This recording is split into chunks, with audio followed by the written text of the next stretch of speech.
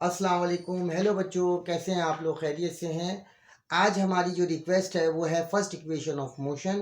तो इंशाल्लाह ताला आज हम फर्स्ट इक्वेशन ऑफ मोशन के बारे में बात करेंगे। बहुत ही निहायत ही मुख्तसर सी वीडियो है, लेकिन इसमें हम बहुत काम की बातें करेंगे। जैसे जैसे हमारी वीडियो आगे बढ़ेगी, मैं आपको एक और सवाल है कि स्टूडेंट को किस टाइम पढ़ना चाहिए और किस तरह पढ़ना चाहिए, इसका भी जवाब दूंगा। ये बहुत ही इंपॉर्टेंट सवाल है, इसको भी आप अपने जहन में रखिए। इंशाल्लाह वीडियो के दरमियान मैं आपको बताऊंगा।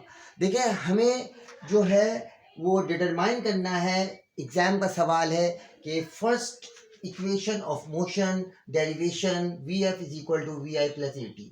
तो हम इसमें छोटी सी बात लिख लेंगे, यानी कि बहुत ही इत्मीनान से।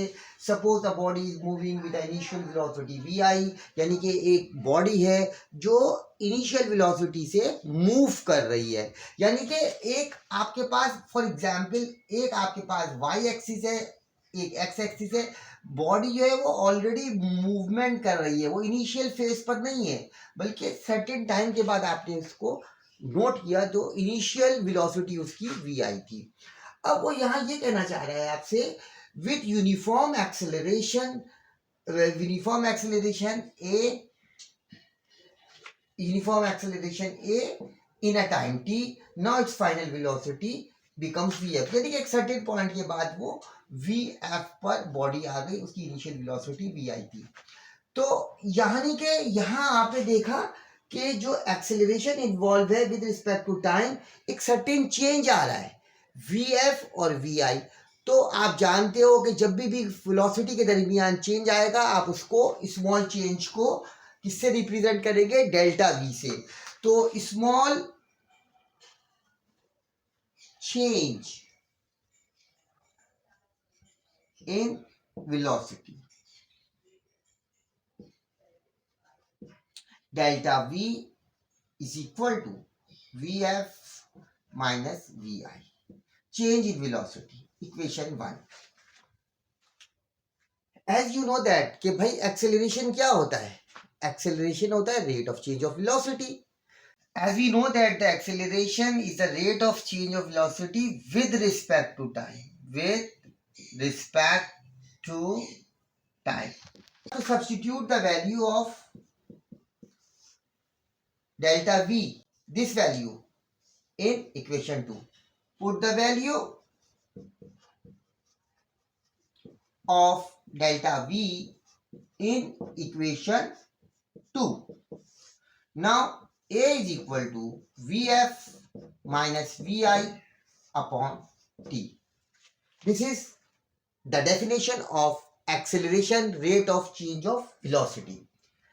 अब यहाँ इंतहाई आसान सी चीज है, राइट साइड के ऊपर एक चीज डिनोमिनेटर में है तो वो लेफ्ट साइड के ऊपर मल्टीप्लाई हो जाएगी। तो आपके पास वो इक्वेशन बन गई, a t is equal to v f minus v i. अब आप उसको रीअरेंज कर लेंगे,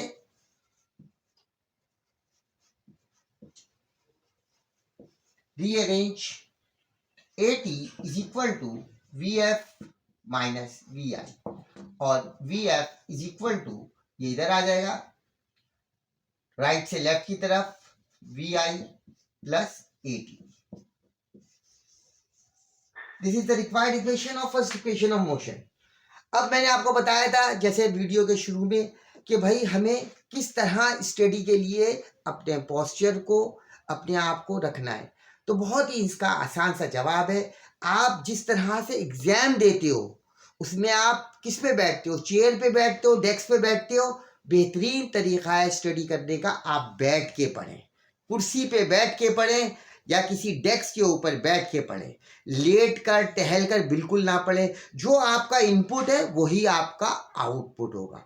दूसरा सवाल था कि कौन सा टाइम हमारा सबसे बेहतरीन है पढ़ने के लिए।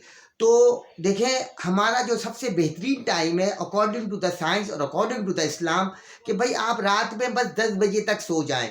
अगर आप 10 बजे सो जाते हो और रात तक यानी कि 3 बजे तक आप अपनी नींद पूरी कर लेते हो, 80% आपकी नींद शुरू के 3 घंटों में पूरी हो जाती है। फिर अगर आप 3 बजे उठते हो, अपनी तहज्जुद की नमाज पढ़ें और फिर उसके बाद 2-3 घंटे जितना भी टाइम आप अपनी स्टडी को दे सकते हो वो आप स्टडी को दो, वो सबसे बेस्ट टाइम है। यानी कि आपकी जो स्टडी का टाइम है वो, यानी कि रात में अगर आप 3 बजे, 4 बजे, 5 बजे लेते हो, वहाँ जो 3 घंटे, 2 घंटे स्टडी करते हो, वो आपको सस्टेन करने में बहुत आसानी रहेगी। आई होप आपको आज की वीडियो पसंद आई होगी, और इसमें अगर कोई क्यूरी हो, कोई बात समझ में नहीं आई हो, तो आप अपना कमेंट्स लिखें, इंशाल्लाह ताला उसको रेक्टिफाई करेंगे। Thank you, thank you, thank you.